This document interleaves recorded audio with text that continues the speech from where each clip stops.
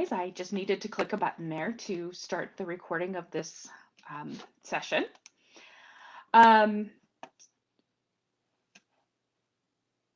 There we go. Okay, just making sure that all my buttons and levers are pushed.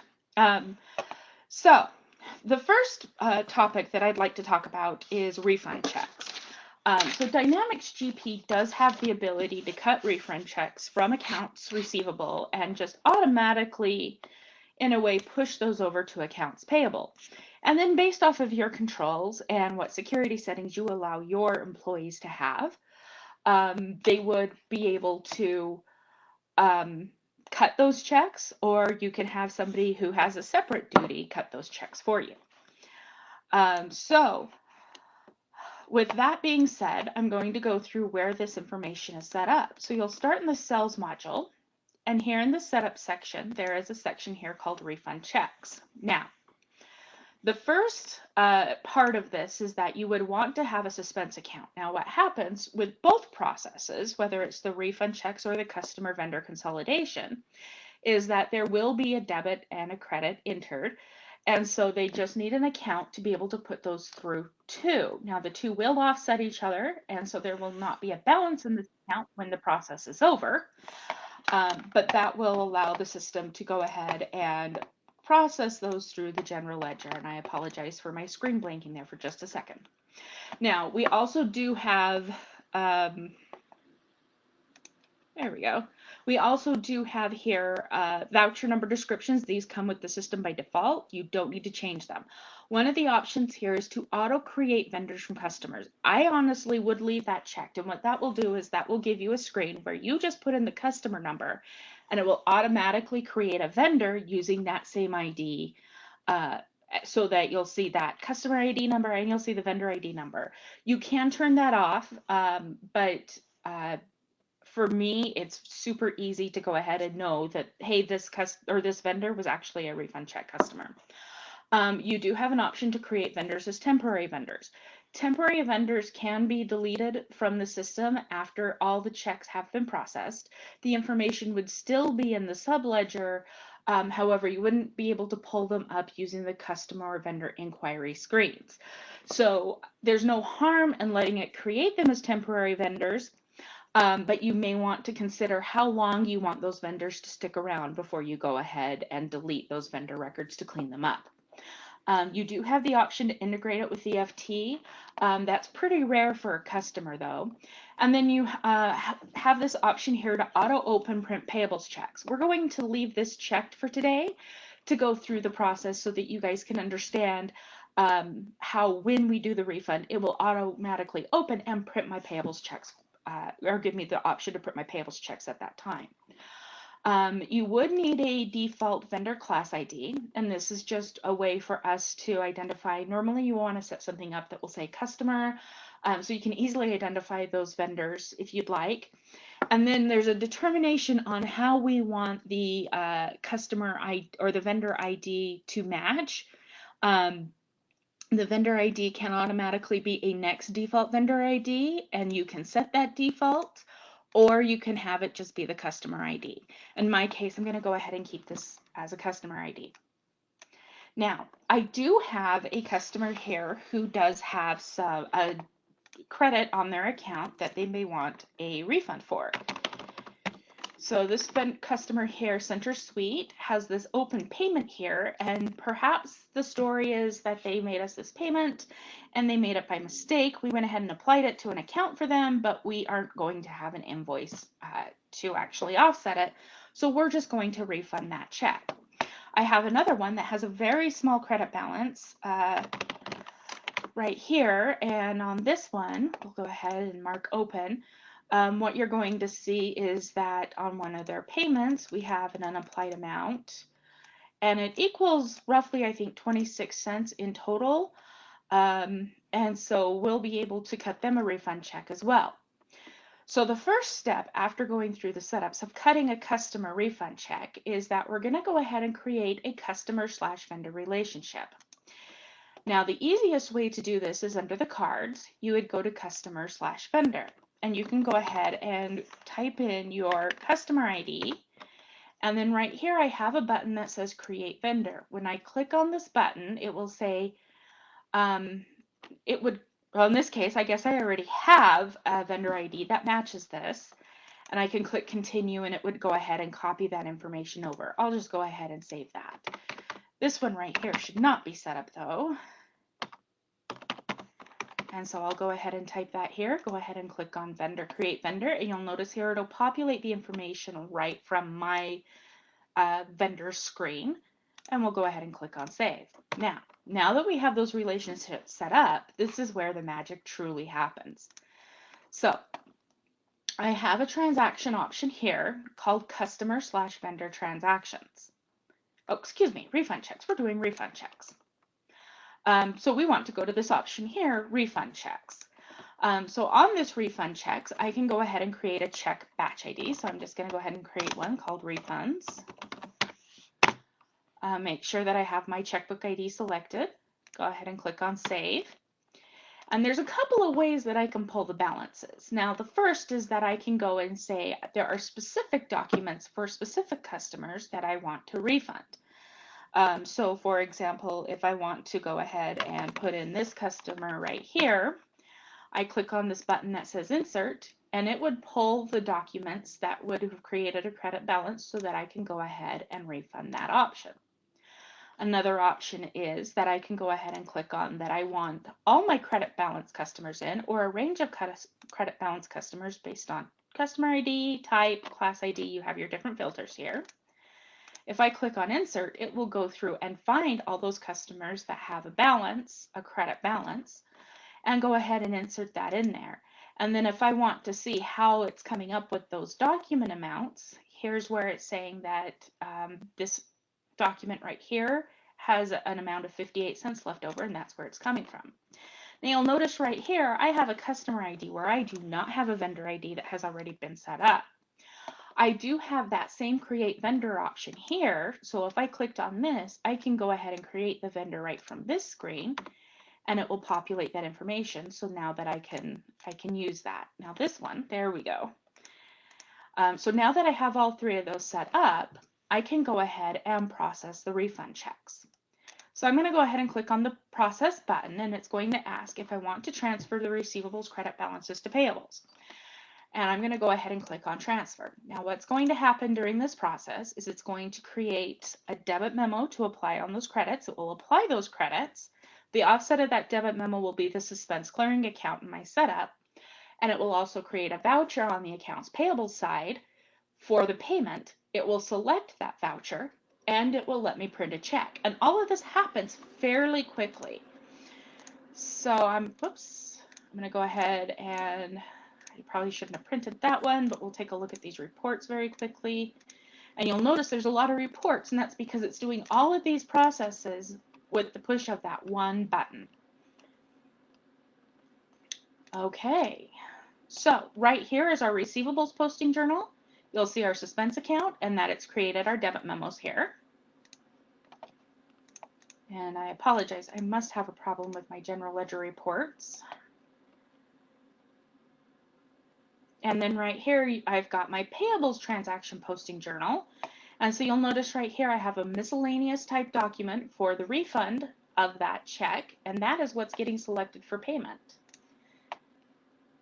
And here is my general ledger issue. I apologize. I just need to correct this little problem. This only exists on my machine right now.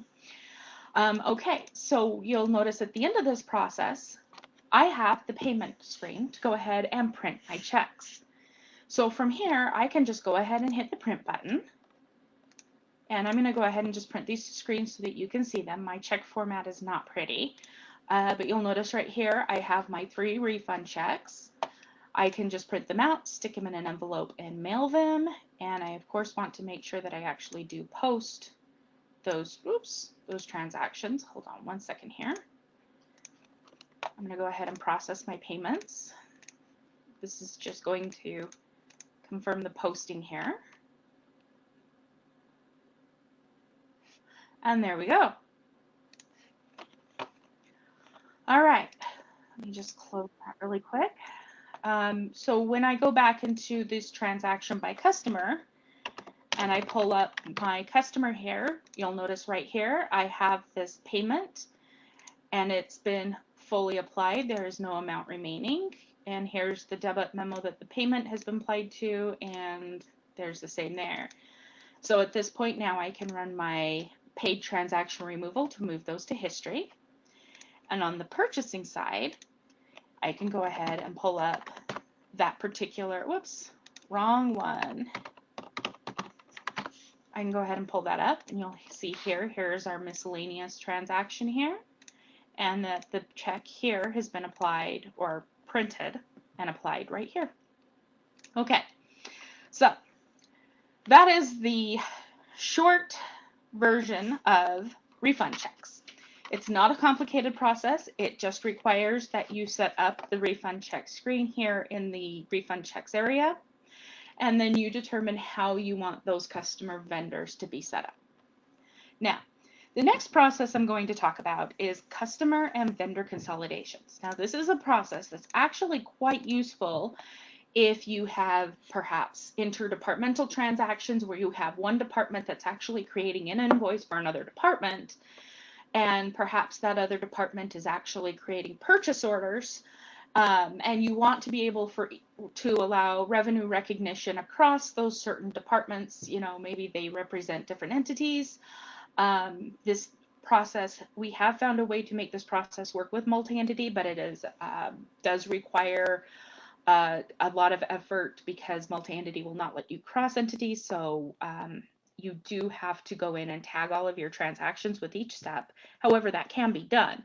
The goal is basically these two entities or these two particular accounts would never actually transact in cash, or the transactions in cash are pretty low, or perhaps you have an accounts payable that you want to offset to an accounts receivable or vice versa. So this process is designed to let you do all of that, and the result is that once it's set up, you press a button and it will do something very similar to what we had here, where it does a debit and a credit flowing through a suspense account. It offsets and applies those transactions, and it cleans everything up for you, and so you can work with the results after the fact. So we're going to walk through how this is set up. So under the Tools, Setup, Company, Customer Vendor Setup, there is a screen here. Now you can go ahead and set up a default suspense account.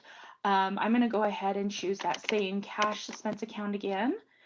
I honestly don't remember the account number, so I'm just going to go ahead and look it up.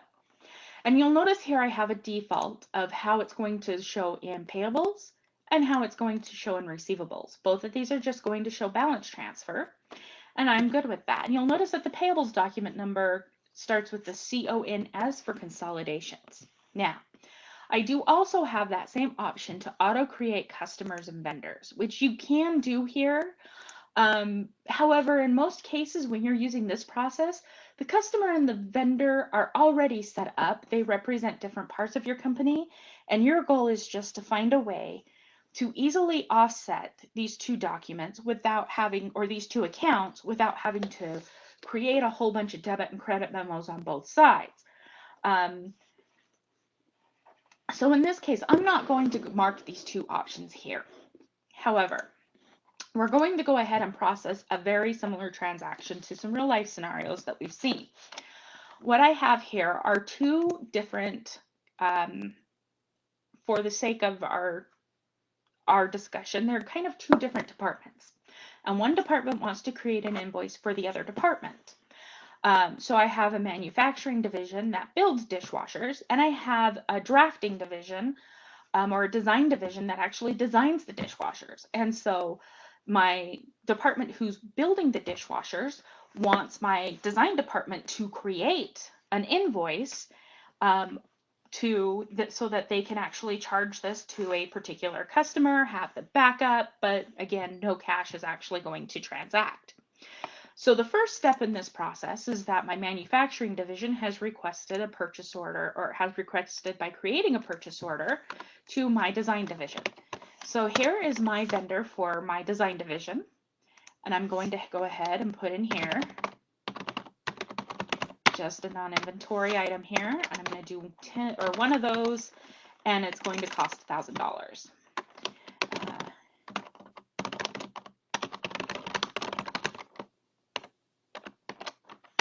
And then, of course, we have to have a site ID because it's a purchase order. So now I have my purchase order here.